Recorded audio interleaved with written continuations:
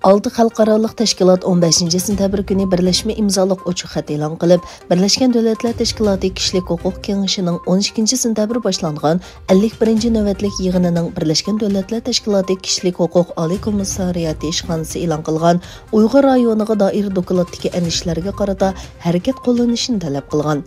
Ochiq xatda ta'kidlanishicha, kechikib e'lon qilingan bo'lsa-mu, lekin dunyo miqyosidagi Uyg'ur tashkilotlari va hayot qolg'uvchilarning qarshi elishiga erishgan bu dokument javobgarlikka tortishning tunji muhim qadami hisoblanadi ekan.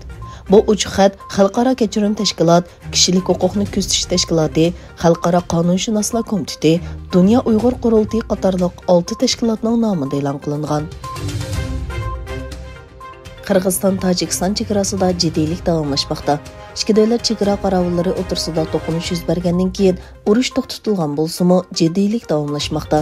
To'qinishda 59 nafar Qirg'iziston fuqarosi va 35 nafar Tojikiston askarining hayotidan ayrilganligi e'lon qilindi.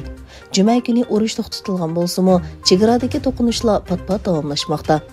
136 mingdan ortiq kishining to'qinish yuz bergan rayonlardan ayrilganligi bildirildi.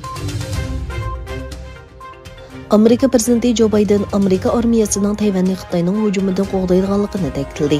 Amerika CBS kanalining ziyoratini qabul qilgan Amerika prezidenti Joe Biden undaqda Amerika armiyasi Tayvanni qo'g'damdi degan savolga qarata ha deb javob berdi.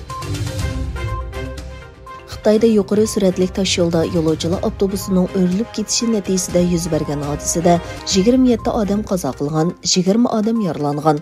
Xitoy ijtimoiy taratqularida avtobusdagi kishilarning Xitoy virusi tadbirlari doirasida qo'shni shaharlarga elib mengilgan kishilar ekanligi o'tirib qo'yildi va norozilik bildirildi. Yaponiyada yashaydigan 100 yosh va uningdan yuqori kishilarning soni uda 52 yil ko'payib 90,526 ga yetdi.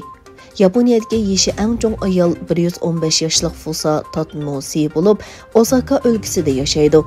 Yeshi eng chong er 111 yoshlik Shigeru Nakamura bo'lib, Hiroshima o'lkasida turadi.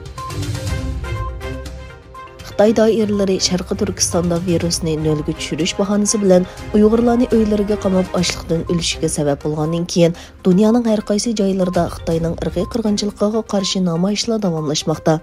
Germaniyadagi Uyg'urlar va turklar Düsseldorf shahriga yig'ilib, Xitoyning Sharqi Turkistondagi virus tadbirlari nomidagi irqiy qirg'inchilikqa norozilik bildirdi. Namoyishchilar zolim Xitoy irqiy qirg'inchilikni to'xtab, Uyg'urlarga erkinlik qatorliq shiorlarni to'ladi. Namoyishda e'lon qilingan bayonotda irqiy qirg'inchilikning to'xtatilishini talab qilish bilan bir vaqtda xalqaro jamiyatdan bu zulmga bo'lgan tonishni o'stirishini talab qildi.